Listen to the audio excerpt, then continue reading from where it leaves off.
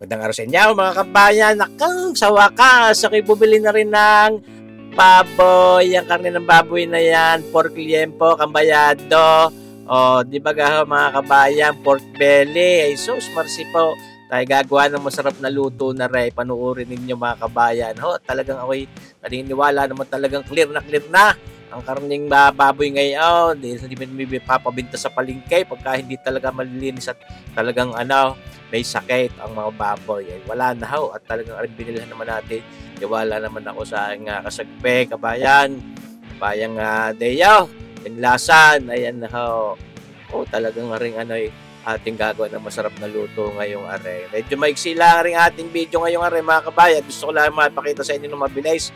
Aring ginawa kong luto din sa liempong are ng baboy. May kasagpi yan. Naku, ipaghahaluin natin ang pusit laot at saka iyang kambayado. Yan mga kabayan. Sana ipanoorin hanggang dulo. At kako nga, hindi naman ito napakahaba rin video natin ngayong aray.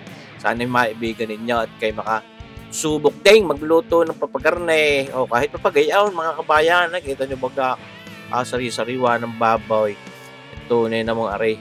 Panalong-panalaw. Ayan ha, ating uhugas-hugasan din. Hindi ko naman ilalahat siyempre yung ating biniling liempong yun. At yun, magtitira din ako ng pang-adubaw. Paano ka naman yung namis ko? Uy, ang adubaw, mga kabayan. Oh, ayan ha. O, kita nyo bagay tao. Siyempre, ating ipinaprepara ng ayos yan. At ating hinugasan. At yan, ating isisiyot na din yan sa ating palyok na yan. Ayun, mga kabayan. Total, itong mga ating liempong ito. Hindi naman mismo siyang salang ang ating talagang dito lulutuin at kako nga may masarap tayong isasama dito. Ngayon, ito ang ating magiging paasim dito. Bali ang ating gagawing luto lang dito mga kabayan ay sinaing na pusit laot at liempo ng baboy. Ayan. Naglalagay tayo niyang pinatuyong kipil na sampalok na pampaasim. Susubrahan at hindi rin maganda pagka sobrang asim. Ayan mga kabayan. Kita nyo ba kaya? Para pwede na yan ho, lalagyan lang natin ng asin papagayaan mga kabayan. At talagang sabi ko nga sa inyo, ay sinaing na pusit at liempo ay subukan din ninyo mga kabayan at talagang masarap ito. Ayan ho, ating hinugas at nalinis na rin natin yung pusit laot niya. Pinagtatanggal na natin yung mga laman loob niya para iwas sa lansa. Ayan, ating sasaing lang yun diyan mga kabayan. Napakasimpleng luto.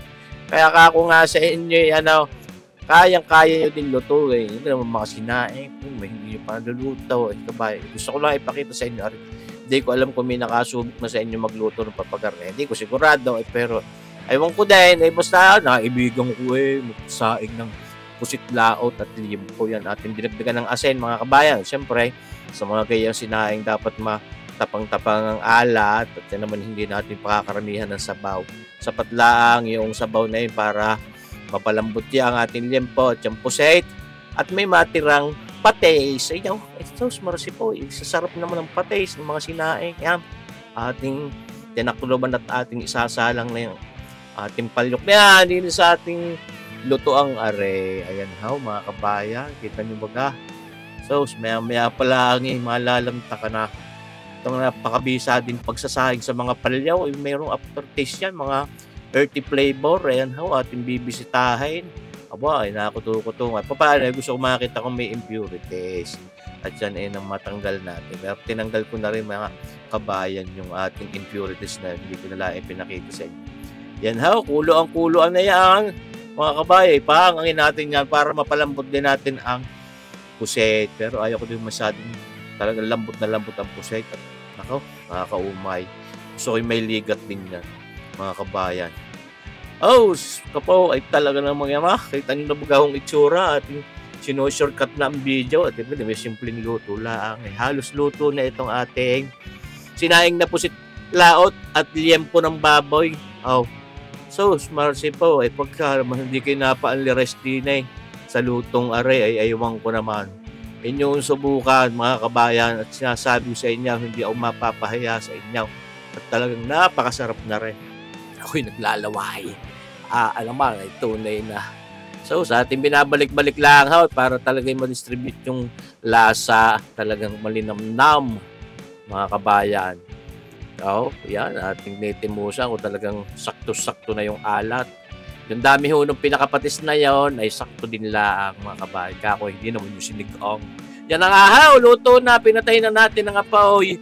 Sana nagustuhan itong lutong ito. Maraming salamat sa inyo mga kabayan. God bless!